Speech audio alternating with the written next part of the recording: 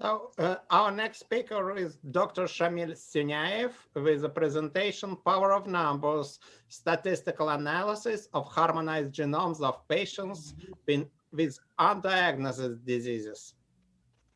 Я по-русски буду говорить, а не меня. No, but I'm afraid not everyone understands Russian in this audience.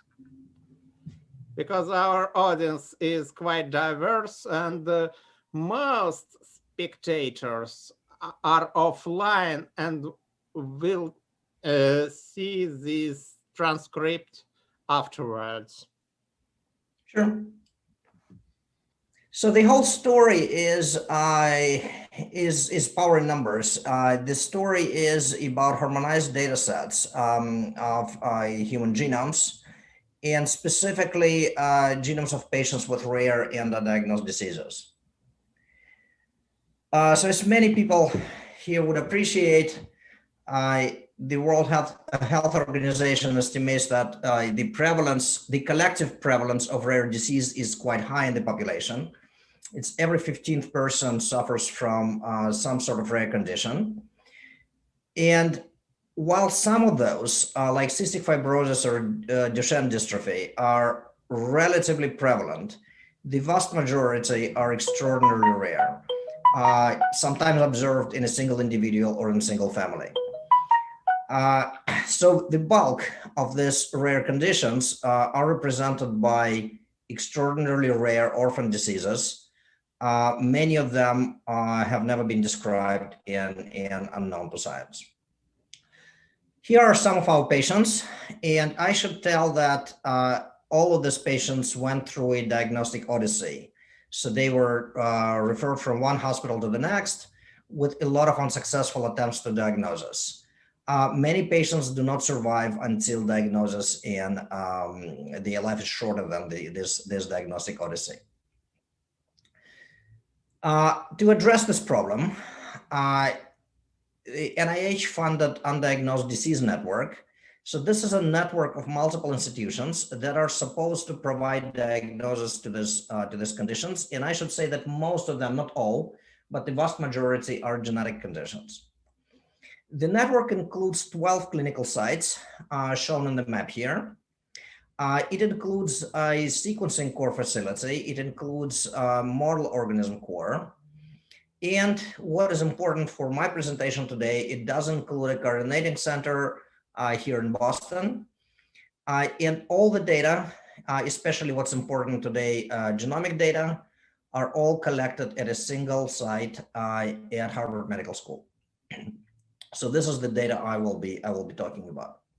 So who are these patients? The standard process is that there is an individual who's been seen by clinicians locally, referred to another clinic, and then to the third clinic. And this is the exact diagnostic odyssey I've been talking about. So nobody can really figure out what's going on, and the disease seems to be unknown to the clinical community. So these people are referred to the Undiagnosed Disease Network to receive diagnosis. Not all of them are immediately accepted.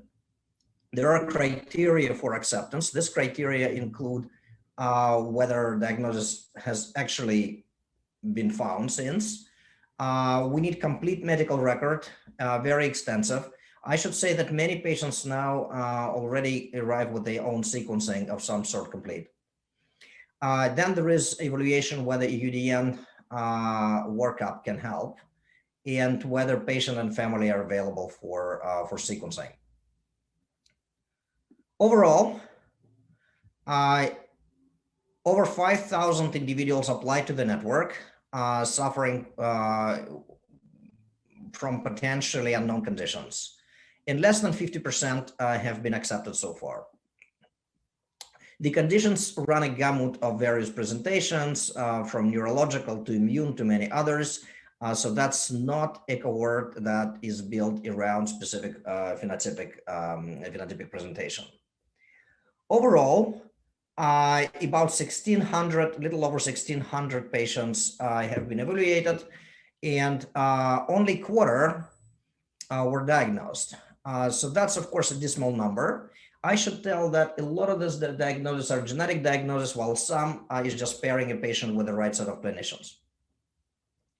So I should say that my role in this whole network is that I'm chairing bioinformatics working group that we dubbed Tool Building Coalition. So people who are building computational tools for this analysis.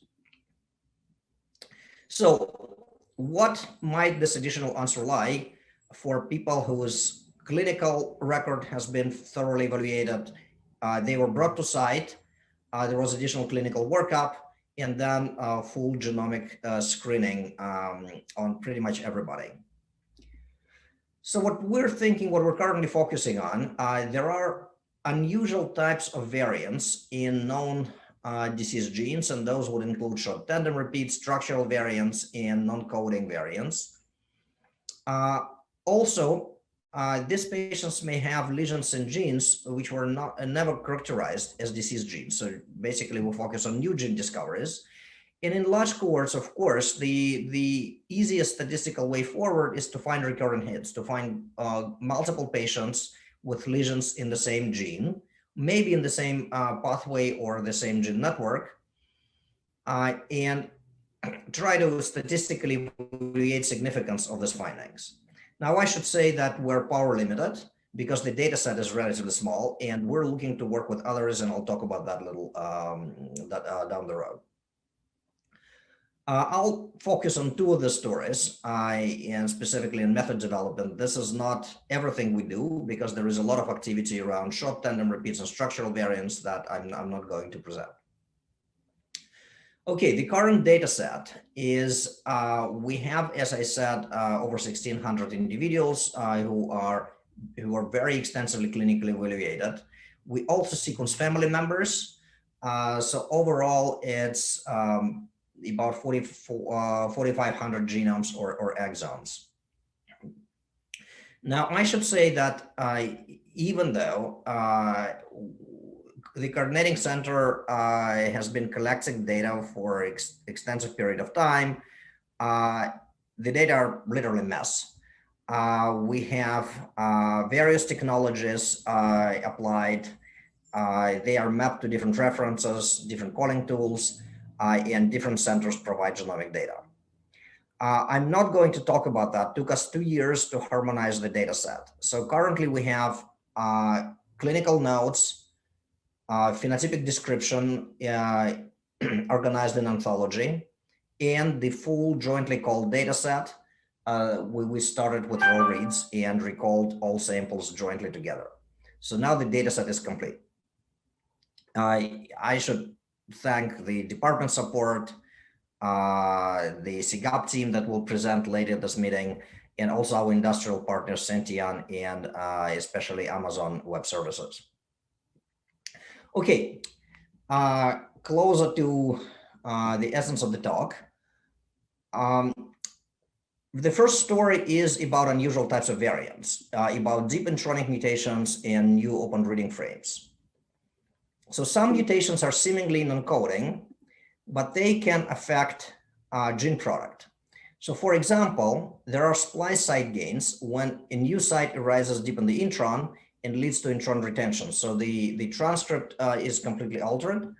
However, the mutation itself doesn't reside in the proximity to any exonic sequence and routinely missed in any analysis. A similar type of problem are alternative open reading frames when a mutations in UTR creates alternative start.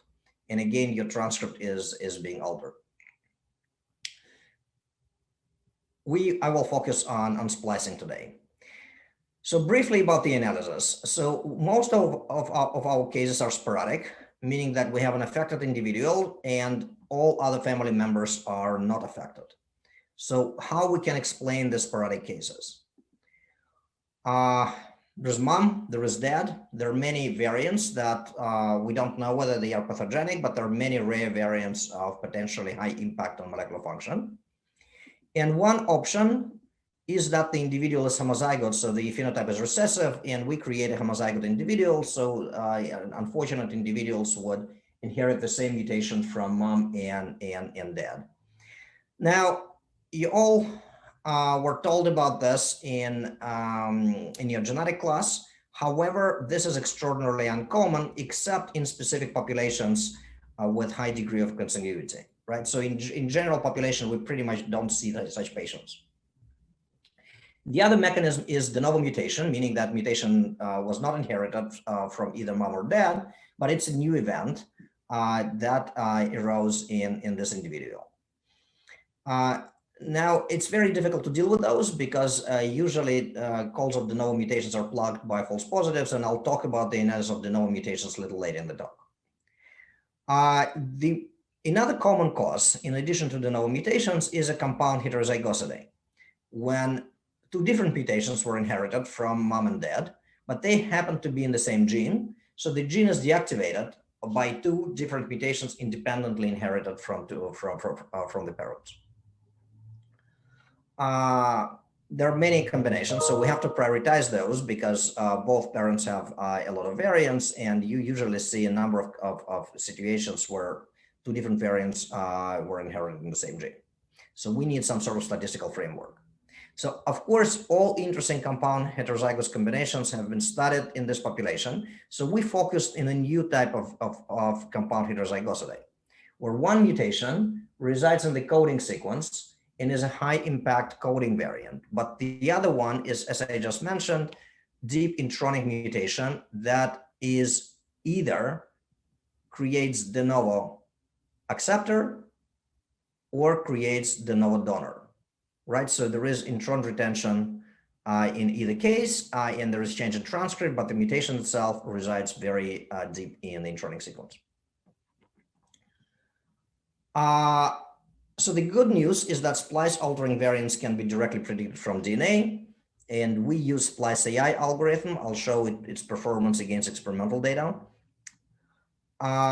We have experimental splicing reporter assays, which is multiple parallel assay, and thanks to Rich Sherwood and his lab for this collaboration.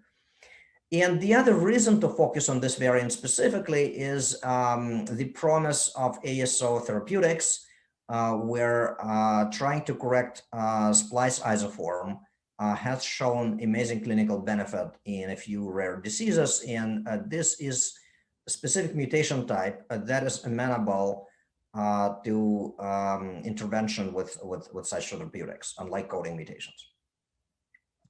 Okay, how do we compute it?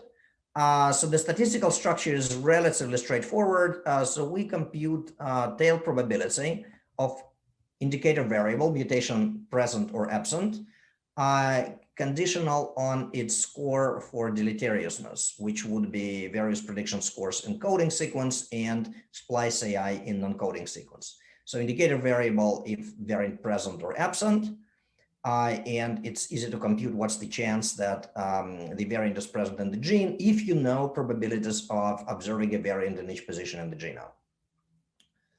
So this is the relative likelihood of observing each possible rare variant. And we multiply this by the number of rare variant uniquely inherited from mom, then uniquely inherited from dad, depending on where the mutation was inherited from.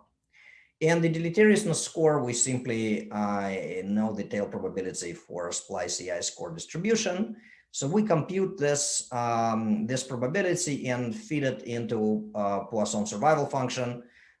So we get a p-value for this event. Now, of course, the key is the analysis of relative likelihood of observing each possible rare variant per position. So we have developed, and this is primarily work of Vova Seplersky in my lab, a mutation rate map along the human genome. And I'm not going to talk about this work. That's somewhat complicated statistical estimation. And now, of course, we're not dealing with de novo mutations, but we know that relative frequencies of extraordinary rare variants can be very well approximated by de novo mutational events because forces of natural selection or biased gene conversions are negligible when we're talking about very rare events, and those are primarily very new variants. And the performance of the de novo mutation rate model on this rare variants is actually quite astounding. it predicts relative probabilities with pretty high degree of accuracy. Okay, so now we computed this score for one variant. We do absolutely analogous computation for the coding variant. And now we have to combine two p-values. And because we want both variants to be of significance, we're just taking max log p-value as our output statistic. Okay, in our data set, we have found 74 candidate genes and 30 are statistically significant after Benferroni adjustment. So how do we know that this actually works, right? That we're finding true diagnosis based on this statistical procedure. Well, first of all, we have some known diagnoses, and in this case, most of them have been done using RNA-seq analysis. There is advantage of our method. We do not rely on RNA-seq, and I should say that RNA-seq can work in these situations, but only for a limited subset of patients, because if your phenotype is neurological, you don't have accessible RNA from relevant tissue. We have data on diagnoses that have been made using primarily RNA-seq or just extremely fitting gene match to the phenotype. And if we sort all our cases, so every blob here represents a UDN case, if we sort according to our p-values, we see that most significant genes are enriched for true diagnosis, shown here in green, and they are completely depleted of bright red diagnoses that are definite diagnosis for a different gene, right? So we have mostly either known diagnosis, or we have new findings, or we have, I'm sorry for this, or we have very weak diagnostic hypotheses that we don't know whether they are correct or not. So the second way is we assembled expert clinical team, and they developed a metric for how much the gene fits the phenotype. They carefully analyze patient records, and this scoring scheme ranges from 5, which means it's a known well-established disease genes, there is full phenotypic concordance, to 1 where the gene doesn't seem to be functionally or genetically relevant to patient's phenotype. And we experimentally validate splice variants using massively parallel splicing assay. I should say that we're moving towards in vivo models with edited cells, but that's a longer time frame. Again, clinical team, so they consider the evidence whether a gene is known to be involved in phenotype in humans or in animals, functional and expression considerations. And we have experimental validation team that is focusing on massively parallel assays, following by in vivo models, following by the possibility of exploring therapeutics for patients. This is a plot showing mean and median difference in reads in massively parallel splicing assay for variants with different predicted splice AI scores. And as you see, all of these are positive, so on average predictions are quite okay. We observe plenty of false negatives, false positive predictions, even at high splice AI scores, but also a reasonable number of correct predictions. This is for donors, and this is the same plot this was for acceptors, and this is the same plot for donors.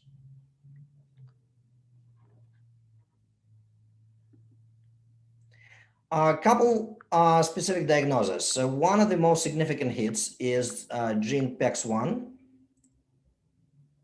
And PEX1 was identified with Benferroni significant p-value, and phenotypes of the patient listed here very well fit Zellweger spectrum disorder that we believe the patient has, and our clinical team is confident enough to call it new diagnosis. Another exciting story with potentially new findings is a gene called TUF1C. And as you see, patient phenotypes involve developmental delay and intellectual disability, accompanied by heart failure, for example, and hypogonadism. And phenotype of the gene are global developmental delay, first-degree heart block, and precocious puberty. So you see that there is a pretty good phenotypic match for this gene. So we're now going through the list and analyzing this findings. Okay, so that was a story about compound heterozygotes and deep intronic splice site gains. Now I'd like to talk for a few minutes about de novo mutations.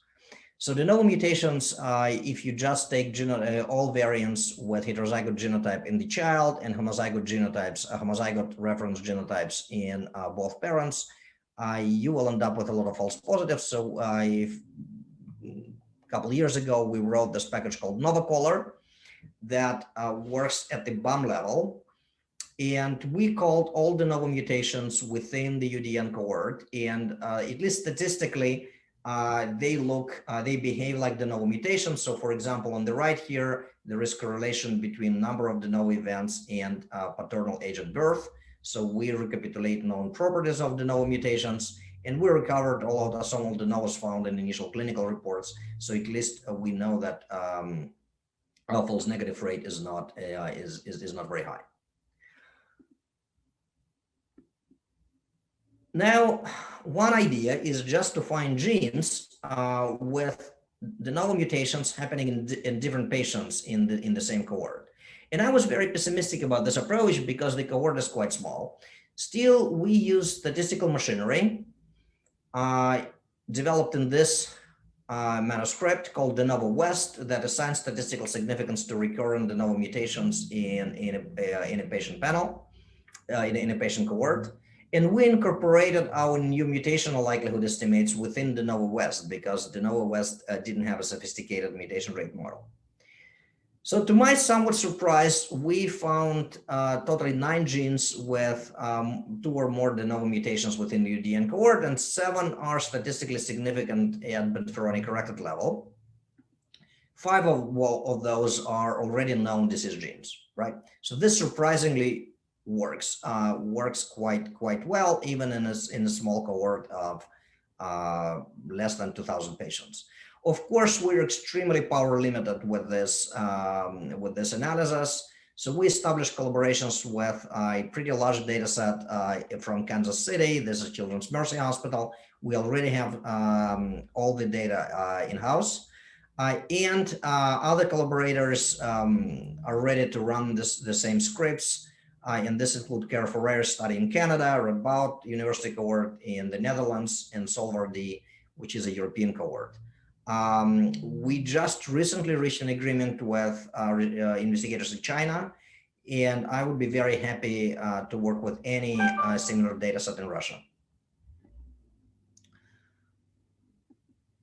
A couple stories. So this gene, CACNA1C, is the most significant gene and recapitulates to known diagnosis as basically positive control. That's an obviously correct finding of Timothy syndrome gene. Done with click of the button. And there is, this story is a little more interesting. So there are 2 individuals with de novo mutations in BAP1, and BAP1 is listed already as a diagnosis for one of them, but the other patient lists different gene as plausible diagnosis. And we're trying to figure out whether the original diagnosis was actually incorrect, and BAP1 is the cause of this patient's phenotype, or that maybe there are 2 different genetic diseases in the same individual, and they both of the genetic lesions contribute to the observed presentation. Okay, so that's, I'm out of time. It's exactly 9 a.m. on my clock. I'd like to thank very quickly, first of all, Shilpa Kobran. So Shilpa is a postdoctoral fellow who led the study. I should say that Shilpa obtained her degree, her PhD is in computer science from Princeton. So during her postdoc, she became human geneticist. So she came with pretty much no background in human genetics. I would also like to thank Logan Blaine, Daniel Lin, Vova Sipersky from my lab, also working in the lab Baker Rimmers, who leads the clinical team, together with Joel and Feruza here. The department, Zach, who leads the Carnetic Center, Dan Travaglia was absolutely instrumental in creating the jointly called dataset alongside all other individuals, including Suzanne Churchill, who made all of this, and Kim LeBlanc, who made this organizationally possible. And of course, Rich Sherwood and his lab members, Binyap and Danielle and Tian, who helped with multiple parallel splicing assay, and all the work of the tool building coalition working group, which is our working group within Undiagnosed Disease Network. Thank you very much. I probably have maybe at most 2 minutes for questions. Just one question. You said harmonized genomes, and what were the methods for this harmonization? Well, harmonization is not it's a single method. So what for genomic data, so what we did, we took raw reads and we ran join calling process de novo, starting with of course BWA alignment and haplotype caller, and then running them through sentient software.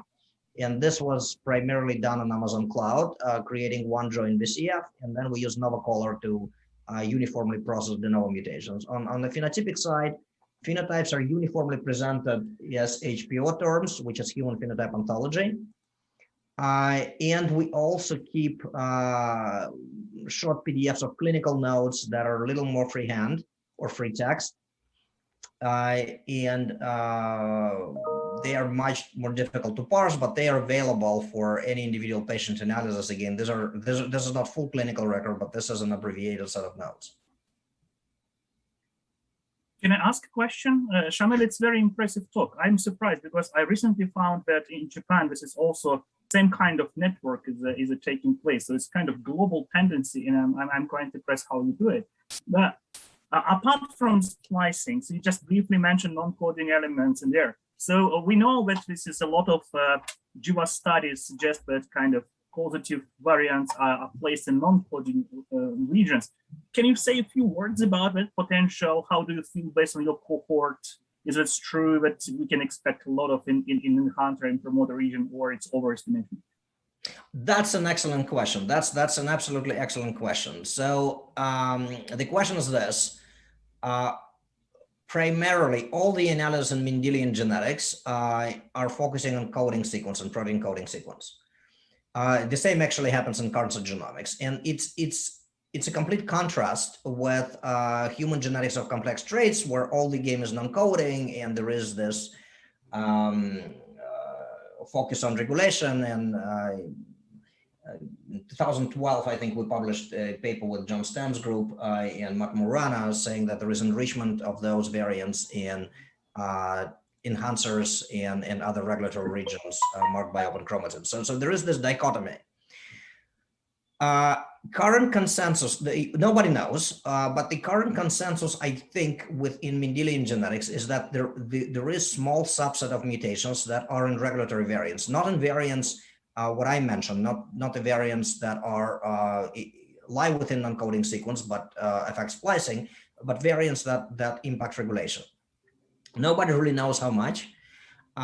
Some people believe it's 1% of the story, others believe it's 5% of the story, some believe it's 15% of the story. Pretty much everybody agrees that that's probably a minority, and this is not inconsistent with complex trait data, because in complex trait data, all these mutations have extraordinarily weak effect and never segregate in the population. So I will give you 3 vignettes why I think there is some signal there. Even though I don't think that that's most of the story. I think we have a lot of undiagnosed patients. I don't think this is what explains them. But there are a few reasons we think there is signal. So reason number one is there is a paper out of DDD consortium in the UK looking at de novo mutations in known regulatory regions or regions marked by chromatin modification. They estimate that they see 2% of all pathogenic de novo mutations within these regions, and 2% is probably an underestimate. Second vignette is our own unpublished study where we focused on the same roughly method, compound heterozygosity. So we took clinical cases with known relatively common genetic disease, hearing loss, and known to be recessive, but missing the second allele. And we see enrichment of non-coding rare mutations in this cohort. So again, we estimate that some fraction are probably regulatory. We don't have any functional data on those. And the third argument is very simple.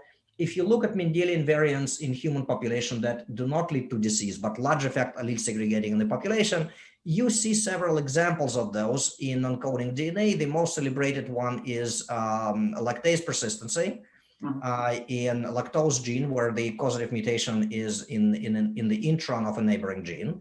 And the other one, which is not truly Mendelian mutation, but mutation of substantially large effect, is OCA2 for eye color. And that's a mutation within enhancers. So we do have examples of variants that segregate. Still, I don't think this story is analogous to complex disease. I think that's a minority of the story of variants. Thank you. Very deep answer. Thank you.